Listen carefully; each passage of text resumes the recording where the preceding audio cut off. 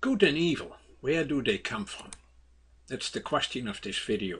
I discussed this issue and similar issues in my book of All That Is Seen and Unseen.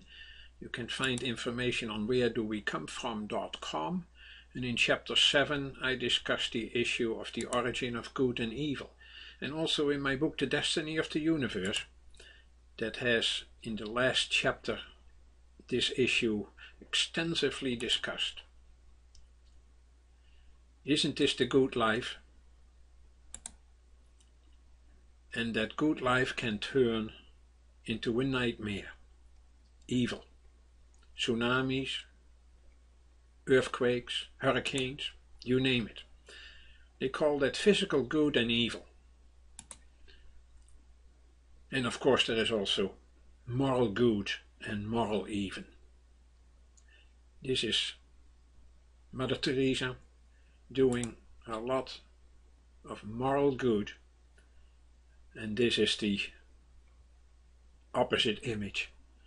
World War II, concentration camps, moral good and evil.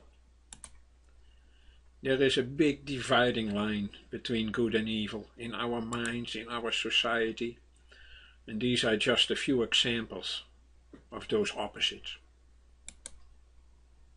So, isn't it understandable that many people think there are two opposite forces, good and evil?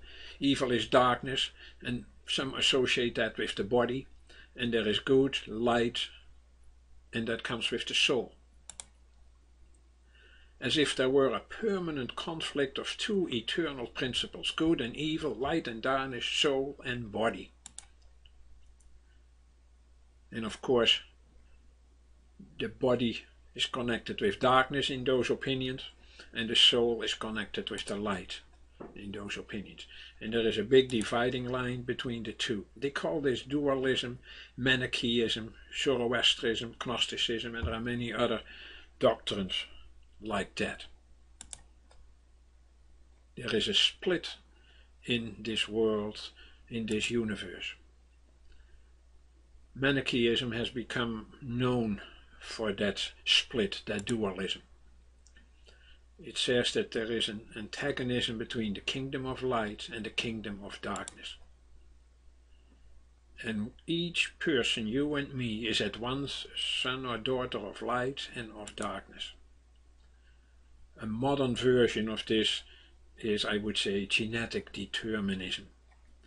Genes determine everything. So when we geneticize or medicalize evil, we do that by putting that as a disease, as a pathology caused by genes or DNA. Is that correct? St. Augustine thought for a while that Manichaeism was right, but he learned his lesson. He said, at one point I still thought that it's not we who sin, but some other nature that sins within us. I prefer to excuse myself and blame this unknown thing which was in me, but was not part of me.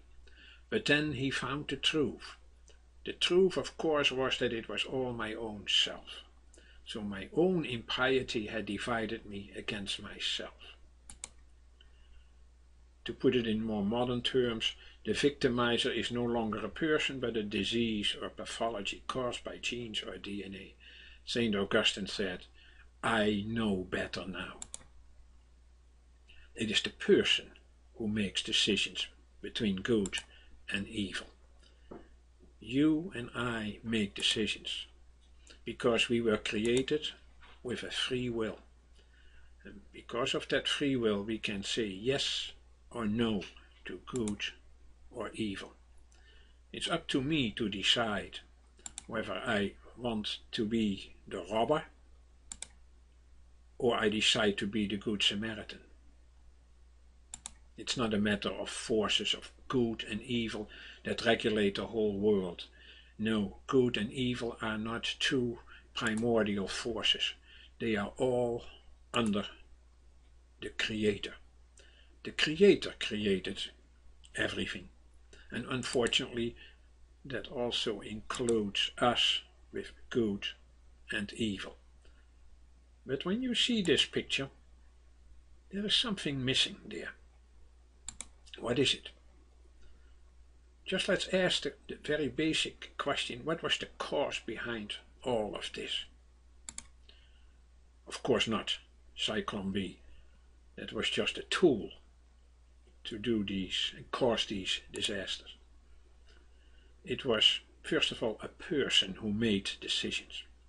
But is it really that person alone, or is there more behind that person? We know that there was a huge ideology behind this person. And that is the same story with all that happens between heaven and earth. There are spiritual powers. We call them good spirits and fallen spirits. They were created. The Creator is the creator of all there is, including spirits. And some of them remained good spirit and some became fallen spirits. And they somehow impact our lives too. Good and evil is what it looks like, but behind the scenes are we who are pulled to one side or the other side. No one can escape the constant attention of good and evil forces, good and evil spirits. The question is, who is feeding your mind? But it's our power to make a choice. This is what happens behind the scenes of good and evil. So, what is behind the scenes here? I would say satanic forces. It's a cosmic propaganda campaign for new recruits. And the good spirits do that and the evil spirits do that. Let's look at these three evil forces. One killed 62 million people, another one 35 million, 21 million. Was it really them? Or was there more behind them? They could have never done this on their own. They had help from beyond. The power of evil enabled these men to spellbind and enslave the minds and spirit of millions, creating hell ahead of time right here on earth. There are good forces and there are evil forces, virtues and vices. The good forces give us virtues of unselfishness. Evil forces promote selfishness. Self-control versus lust. Compassion versus cruelty. Peace versus sadism. Healing versus killing. We do all of that, but in the background we are being controlled somehow. Which side am I on? I have to choose sides. And don't underestimate evil powers, whether it's Satanism, occultism, sorcery, voodooism,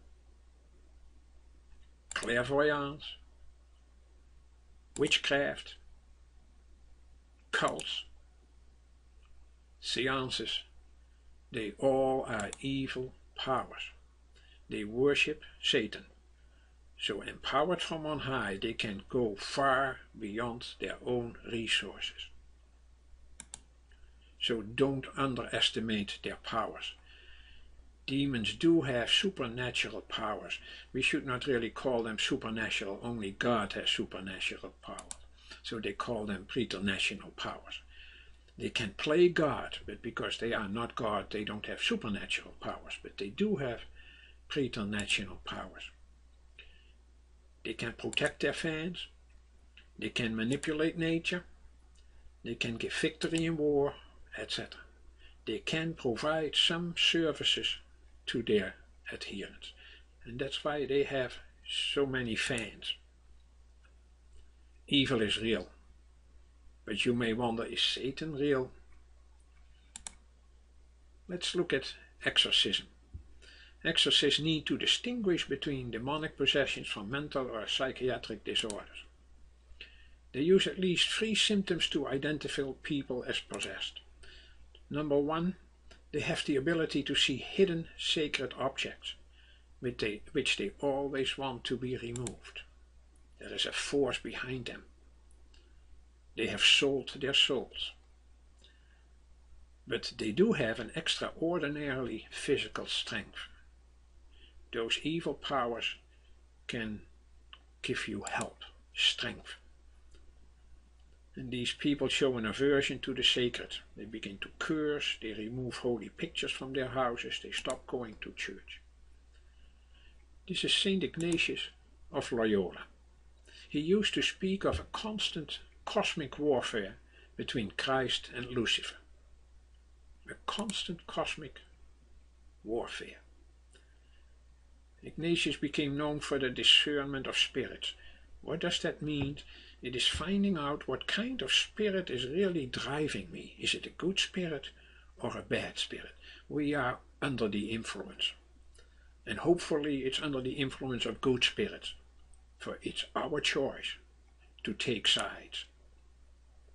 So it is a final battle, eventually, between good and evil. It is God's aim for each one of us to attain heaven after death.